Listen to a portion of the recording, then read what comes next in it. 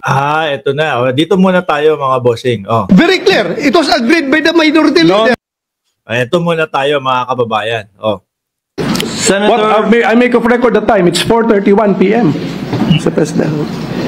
Senator De La Rosa. Yeah, Mr. President, it was very clear yesterday that we agreed that before I take my oath as member of the impeachment court, I should have delivered my privilege speech. That's why.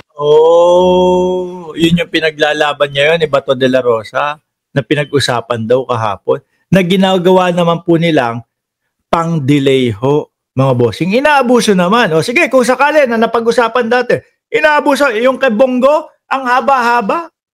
Gusto ubusin yung oras. Mga bossing, natamad nga ako. Iniwanan ko na. Ngayon naman, ito yung ginagawa nila. Yung mga privilege speech nila, mga bossing, ay nako, gusto yata 1 oras, 2 oras. Para, wala na, suspend na tayo ngayon. Bakit po? Ubus na oras, ang haba ng speech ni Bato de la Rosa Yan nila inuubos yung oras. Yan yung ginagawa nila yung delaying tactics. Kaya po, yung ating mabuting senadora na si Risa Ontiveros, ang napag-usapan natin kahapon, ganito, manunumpa ang senador para maging judge. Kaya wala muna yung mga interpellation, wala muna yung mga privilege speeches ninyo dahil nahahalata namin kayo. Yung delaying tactics ninyo. I made it a precondition to my approval or to my agreement to the motions yesterday that I'm willing to take oath as may condition pa si Bato de la Rosa. Sige. Dahil ang Senate President nanumpa na. Ako manunumpa din, pero kasama sa kondisyon ko to, kailangan magi-speech ako. So ganun na din yung ginawa nila. Last chance, baka itong mga speeches natin, itong mga privilege speech natin o mga interpellation natin, maubos natin yung oras bukas, no? Hanggang sa lumapit at maubos yung oras, no? Nitong 19th Congress. At pagtitingnan mo yung kalendaryo ni Tolentino, hindi pwedeng tumawid ng 19th Congress. Hindi pwedeng tumawid ng 19th Congress. Di ba? Kaya po, wag nating tatanggapin yung isinusubo sa atin ni Tolentino na kalendaryo niya. Isang pagkakamali lang po, isang araw na pumalya doon, ang dadahilan na po nila, tinanggap nyo yung kalendaryo ko, di ba? Na kailangan June 30 matapos. Ibig sabihin niya, ng pagtanggap nyo nung kalendaryo ko, ibig sabihin ay ang pagtanggap ninyo doon sa sinasabi kong hindi pwedeng tumawid from 19th Congress papunta sa 20th Congress. At ito po, yung mga delay na ginagawa na ho nila. Diba? Member of the impeachment court, provided, let me first deliver my privilege speech. And very clear, it was agreed by the minority leader. No, Mr. President, no. No. It was stressed the convening of the court. That was the issue.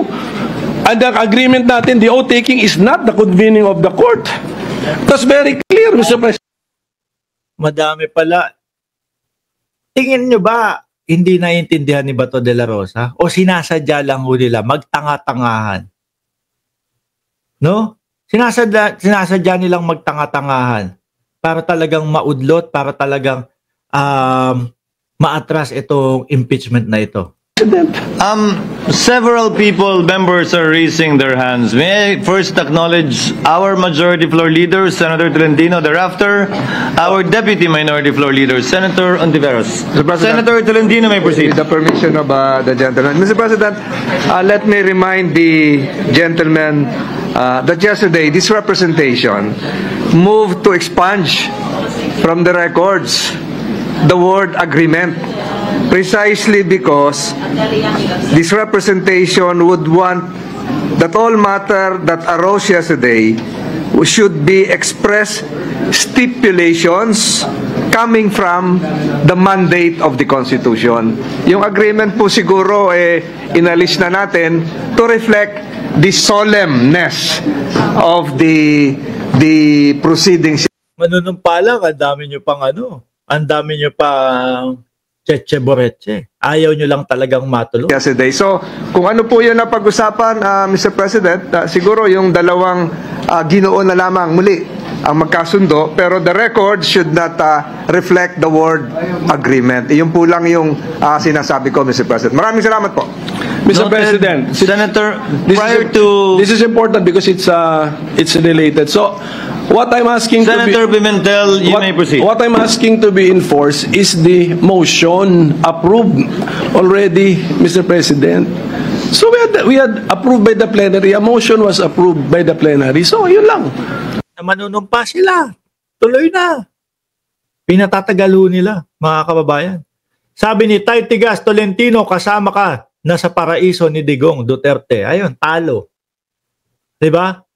Talo sa boto, 18 boto to dismiss, 5 lang sila na no to dismiss. Sabi ni Larry Bangalisan, talo sa boto, 18 boto to dismiss, 5 lang sila na no to dismiss. Senator Ontiveros is recognized.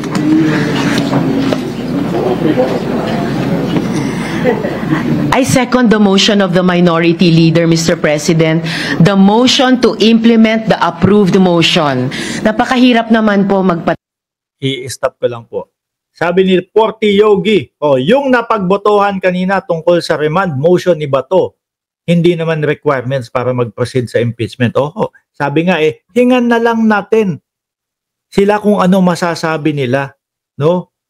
Dito sa isinusulong nilang impeachment. Pero ayan, sabi nila, sabi nga ni Porty, ginagawa lang nilang buy time to the point na ma-dismiss na lang hanggang sa mawala na lang ho. Mga bossing, ginamit yung salitang remand, no? Para po maatrasado ng maatrasado, mga boss. Tupad ng ganyang kasimple.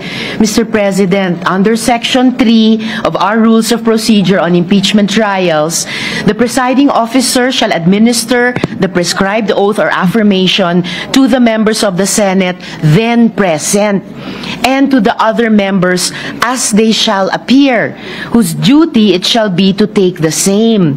So yung pagka wala po o yung hindi pa po pagkasumpa ng ibang mga senador, hindi naman po hadlang sa mga present ngayon at manunumpa ngayon para magsimulang tuparin yung tungkulin namin bilang miyembro ng impeachment court.